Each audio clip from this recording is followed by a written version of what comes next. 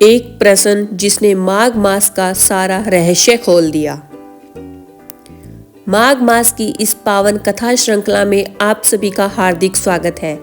यह माघ का शुभ और पुण्यदायी समय है। वह काल जो साधना को दृढ़ करता है, चित्त को निर्मल बनाता है और आध्यात्मिक ऊर्जा को नवीन शक्ति प्रदान करता है। इस पवित्र अवधि में हम माघ मास से संबंधित दिव्य पुराणिक कथाओं का श्रवण कर रहे हैं। आइए इस आध्यात्मिक यात्रा को आगे बढ़ाते हुए आज की माघ मास की कथा का आरंभ करें।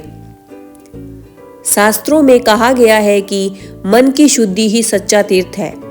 केवल जल में स्नान करना ही स्नान नहीं कहलाता, अपितु मन, इंद्रियों और भावों की पवित्रता से किया गया स्नान ही वास्तविक स्नान होता है। एक समय की बात है, चक्रवर्ती सम्राट राजा दिलीप ने अपने कुलगुरु महात्मा ऋषि वशिष्ठ को सादर प्रणाम कर विनम्र भाव से प्रश्न किया।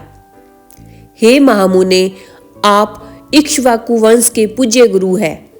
कृपा करके बताइए कि माघ मास में स्नान करने वाले पुरुषों के लिए कौन कौन से प्रमुख तीर्थ माने गए हैं। मैं उनका विस्तार पूर्वक वर्णन सुनना चाहता हूँ।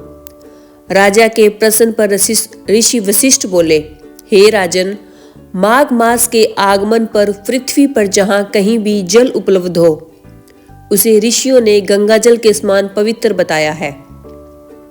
तथापि मैं तुम्हें विशेष रूप से माघ स्नान के लिए माने गए श्रेष्ठ तीर्थों का वर्णन करता हूँ। सबसे प्रथम है प्रयागराज, जो समस्त तीर्थों में सर्वोत्तम माना गया है। यह धर्म, अर्थ, काम और मोक्ष चारों पुरुषार्थों को प्रदान करने वाला तीर्थ है।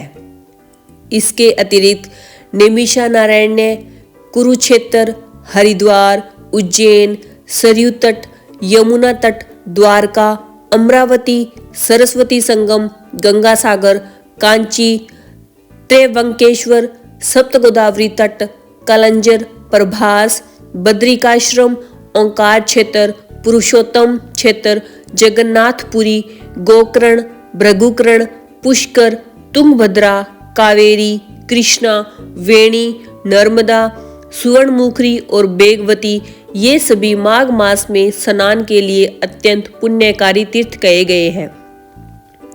गया नामक तीर्थ पितरों को तृप्त करने वाला और उनके लिए अत्यंत हितकारी माना गया है। ये सभी भौतिक तीर्थ पृथ्वी पर विद्यमान है। अब हे राजन, मानस तीर्थों के विषय में सुनो। इन मानस तीर्थों में स्नान करने से मनुष्य परम गति को प्राप्त करता है। सत्य, क्षमा, इंद्रिय संयम, सभी प्राणियों के प्रति दया, सरलता, दान, दम, संतोष, मनोनिग्रह, ब्रह्मचर्य, नियम पालन, मंत्र जप, मधुर वाणी, ज्ञान, धैर्य, अहिंसा, आत्मचिंतन और शिव स्मरण, ये सभी मानस तीर्थ कहलाते हैं। मन की निर्मलता समस्त तीर्थों में श्रेष्ठ तीर्थ है। केवल शरीर को जल में डुबो लेना स्नान नहीं कहलाता। जिसने मन और इंद्रियों के संयम से स्नान किया है, वही वास्तव में सफल स्नान करता है। जो व्यक्ति लोभी, निंदक, क्रूर, दंभी और विषयों में लिप्त रहता है, वह समस्त तीर्थों में स्नान करके भी अपवित्र ही बना रहता है। शरीर की मलिनता हटाने से मनुष्य शुद्ध नहीं होता, किंतु मन की मलिनता दूर होने पर ही वह वास्तव में निर्मल बनता है। जलचर जीव जल में ही जन्म लेते हैं और वहीं मृत्यु को प्राप्त होते हैं। फिर भी वे स्वर्ग को प्राप्त नहीं करते, क्योंकि उनके मन की अशुद्धि नष्ट नहीं होती। विषयों के प्रति अत्यधिक आसक्ति ही मानसिक मल कहलाती है। विषयों से वैराग्य ही मन की शुद्धता है।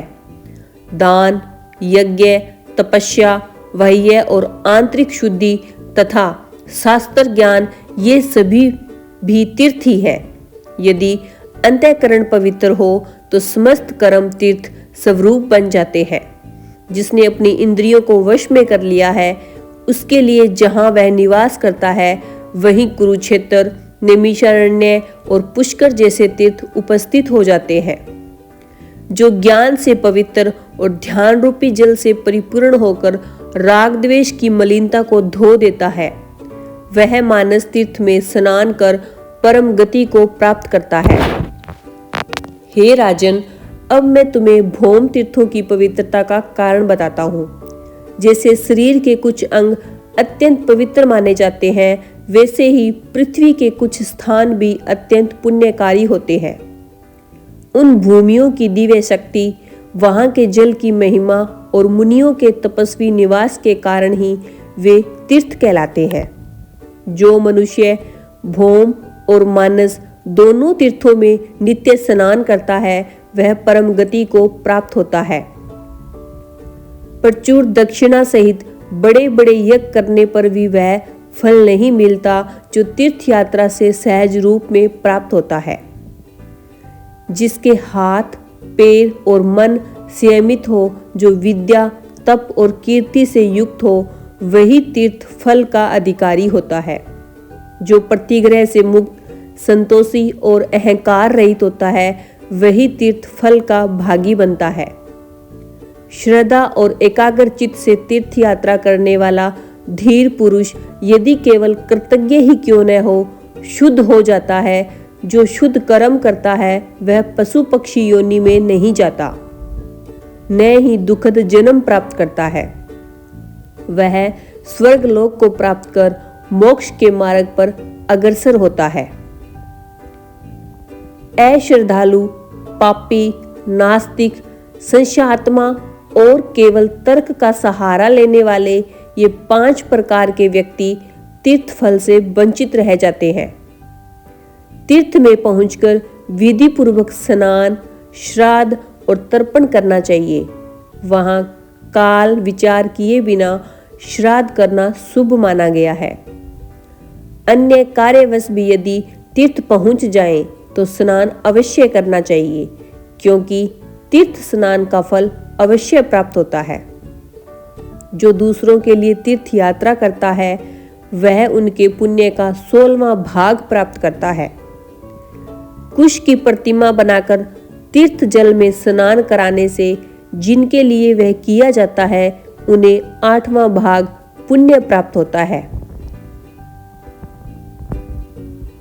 तीर्थ में उपवास करना और मुंडन कराना उत्तम माना गया है।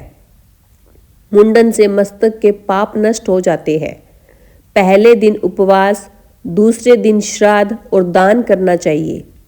श्राद्ध न केवल स्वर्ग का साधन है, बल्कि मोक्ष का भी उपाय है। इस प्रकार नियमों का पालन करते हुए माघ मास में व्रत, स्नान, दान और तीर्थ यात्रा करनी चाहिए। माघ मास में स्नान करने वाले को यथाशक्ति दान अवश्य करना चाहिए। अब प्रश्न यह है कि माघ मास में किन किन वस्तुओं का दान श्रेष्ठ माना गया है। इसका उत्तर हम जानेंगे हमारी माघ मास की महिमा दर्शाती हुई इस पौराणिक कथा श्रृंखला की अगली कड़ी में कल प्रातःकाल।